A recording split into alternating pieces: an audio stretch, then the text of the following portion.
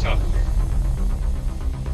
सच्चाई तो ये है कि कांग्रेस पार्टी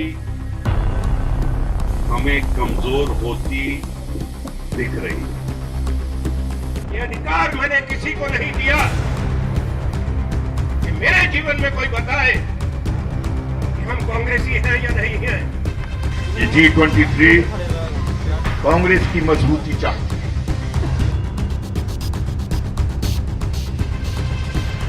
हाल ही में राज्यसभा से रिटायर हुए कांग्रेस के दिग्गज वरिष्ठ नेता गुलाम नबी आजाद की अध्यक्षता में शनिवार को कांग्रेस नेतृत्व से नाराज नेताओं की एक बैठक हुई।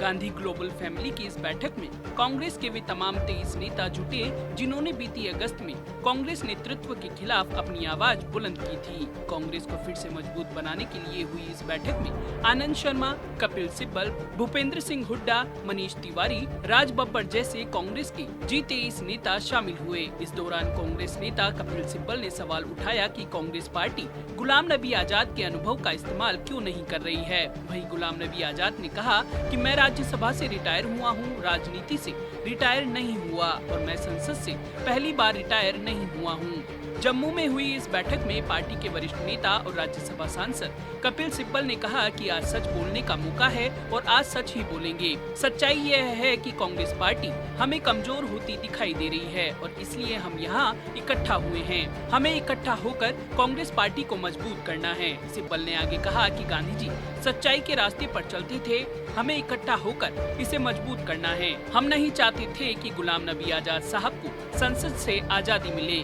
पूछिए क्यों?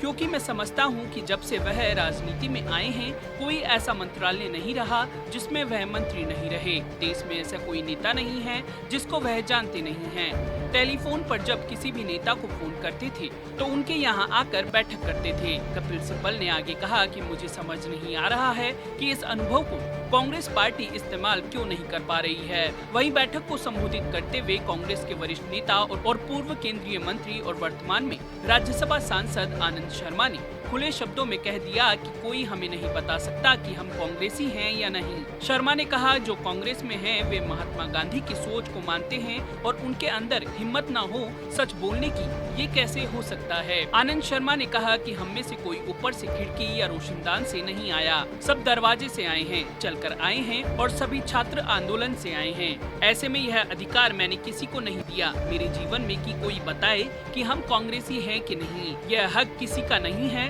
शर्मा ने कहा कि हम बता सकते हैं कांग्रेस क्या है और हम बनाएंगे कांग्रेस को।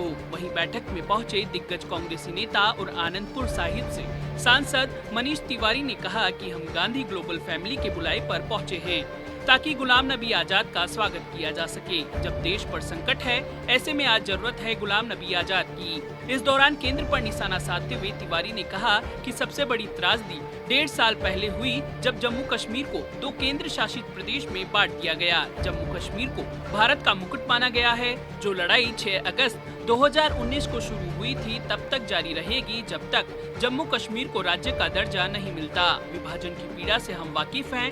मनीष तिवारी ने आगे कहा कि गुलाम नबी आजाद की जम्मू कश्मीर और भारत को जरूरत है।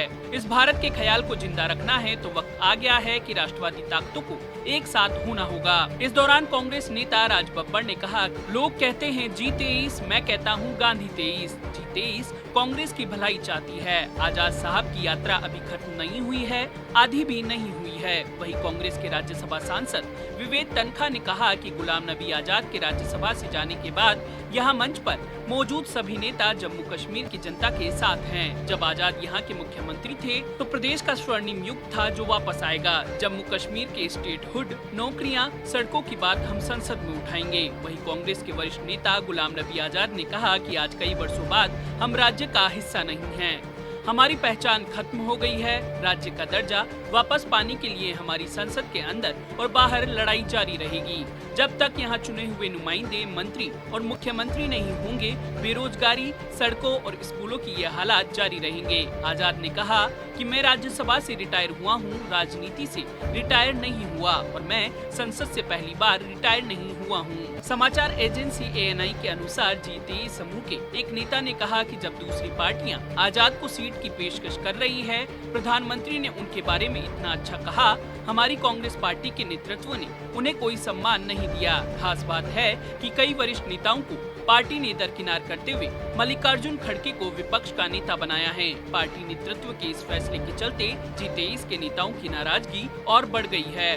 पॉलिटॉक्स ब्यूरो, दिल्ली। ये है टॉक्स न्यूज नेटवर्क और आप देख रहे हैं पॉलिटॉक्स, राजनीति का कच्चा चिट्ठा।